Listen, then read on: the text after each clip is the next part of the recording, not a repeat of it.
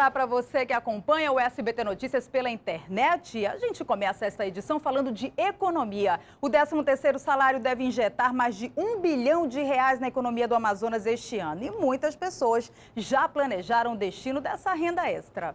Se depender de Gilmara, a segunda parcela do 13º já tem destino garantido. Dinheiro extra, né? Que nós devemos aproveitar para comprar logo fazer logo as compras, né, de final de ano, para não deixar tudo para cima da hora. Para outros, as compras não estão em primeiro lugar. Quitar as dívidas, né? Normalmente o que a pessoa faz é quitar as dívidas mesmo, né? Só o que dá para fazer. Não dá para sobrar um dinheirinho para comprar roupa? Não, no momento não tá dando, não.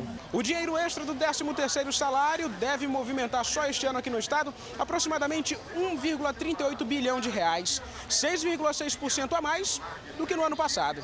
A pesquisa foi realizada pelo DIEESE, que também identificou os principais destinos dessa renda. Segundo a nossa estimativa, 60% do valor total estimado para o Brasil todo vem da área do setor de serviços, que é um dos setores que tem crescido muito o número de vínculos de empregos, né? Seguido da indústria e depois do comércio. E por falar em comércio... Esse dinheiro vem exatamente para alavancar as vendas, a contratação de maior número de pessoas. E quando você dá uma informação como essa, o lojista já se prepara melhor, já contrata mais gente, já organiza a sua loja e já deixa pronto para realmente fazer a venda do final do ano. Na manhã de hoje houve uma manifestação em frente ao mercado Adolfo Lisboa, no centro da capital. Com apitos, os manifestantes chamaram a atenção para o atraso nas obras do mercado. Eles também trouxeram uma fita rosa e deram um abraço simbólico ao redor da construção. Há 6 anos o local entrou em reforma e há quase 2 meses as obras foram paralisadas. Durante todo esse período, os feirantes estão nessa área improvisada e reclamam da falta de infraestrutura. Não existe previsão para a retomada das obras. E na madrugada, assaltantes invadiram uma unidade básica de saúde no bairro Jorge Teixeira, zona leste de Manaus. Os assaltantes pularam o muro e arrombaram esta janela para entrar na unidade de saúde. Eles levaram 2 computadores, 2 CPUs, prontuários médicos e outros objetos do local.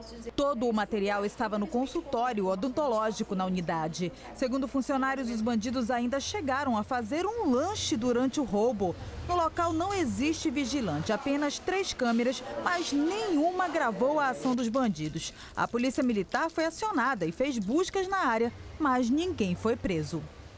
Assaltam ainda fizeram um lanche, né? E olha, a leitura do relatório da CPI da Água na Câmara de Manaus entrou hoje no 4º dia. A previsão é de que os trabalhos sejam finalizados só na semana que vem. Eram 10 da manhã quando o relatório começou a ser lido. A leitura teve início na última sexta-feira e continuou na manhã de hoje. É uma questão muito técnica de relatórios e avaliações de patrimônio, enfim, são questões técnicas que estão colocadas no relatório, que tem que ser lido e para posterior avaliação do relatório final e das recomendações do relator vereador Marcelo Alexandre. A leitura deve ser finalizada na semana que vem. O próximo passo é a apresentação de emendas oferecidas pelos membros da CPI. Nós vamos acabar a leitura do relatório. Tenho discutido muito com o vereador Mário Bastos, com o vereador Fabrício Lima. Deveremos apresentar as emendas em conjunto nós 3. A comissão foi instalada há mais de 7 meses para investigar a falha no abastecimento de água aqui na capital. O candidato a prefeito Arthur Neto fez ontem o último comício dele antes das eleições no 2º turno e contou com a presença do senador mineiro Aécio Neves. Arthur Neto chegou ao aeroporto Eduardinho acompanhado de Issa Abraão, de Henrique Oliveira, Serafim Correia e Pauderney Avelino, aliados de campanha neste 2º turno, além de outros políticos. Os apoios são carregados de forte apelo simbólico, é a solidariedade, é a fraternidade, é o companheirismo. Isso se aplica para qualquer lado, para qualquer campo. Quem decide a eleição é o povo de Manaus e, portanto, é em cima dele que eu jogo as minhas esperanças todas.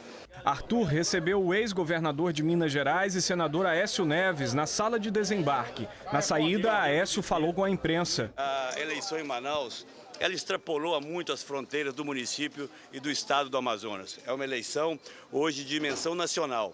seja pela importância da capital do Amazonas, mas em especial pela dimensão política de Arthur Virgílio. Em um carro aberto, eles seguiram para o comício no bairro Alvorada.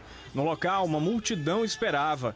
Aécio falou em tom de vitória de Arthur no segundo turno. A minha palavra final é de agradecimento, como brasileiro que sou, pelos exemplos que vocês estão dando a todo o Brasil, de terem apostado nesses dois homens sérios e dignos e que se complementam. A experiência de Arthur, a juventude de Issa, ambas a serviço de Manaus e da sua gente.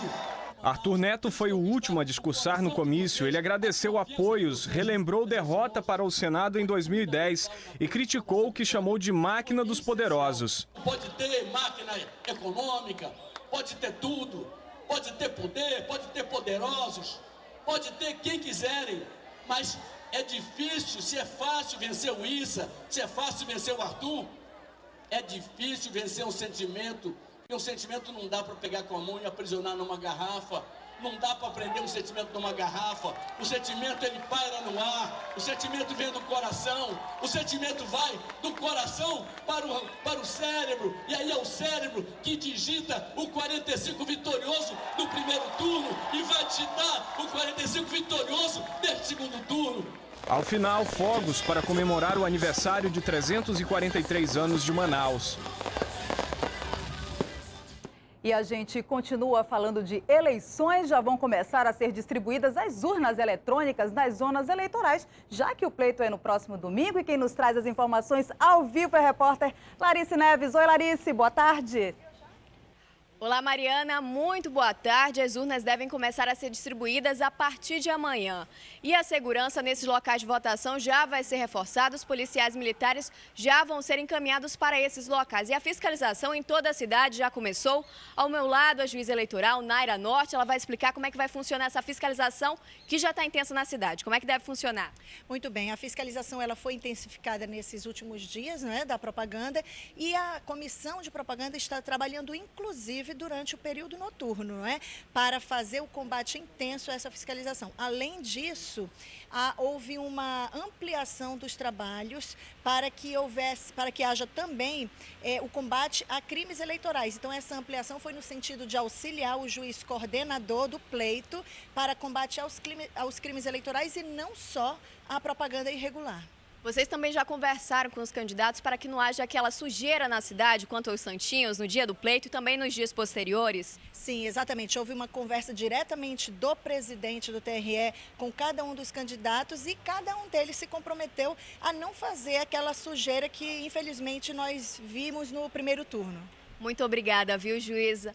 E Mariana, não esquecendo que domingo, dia 28 de outubro, o transporte coletivo vai ser gratuito. Executivos e alternativos não vão se incluir nessa gratuidade. Mariana, eu volto com você aí no estúdio. Muito obrigada, Larice Neves, e também a doutora Naira Norte. Olha, você vai ver a seguir, o Tribunal de Justiça do Amazonas anuncia o concurso público para o Estado. E nossos repórteres mostram que o tradicional ciclo da borracha ainda sobrevive em algumas regiões da zona rural de Manaus. Agora são 13h03. Não sai daí que a gente volta já.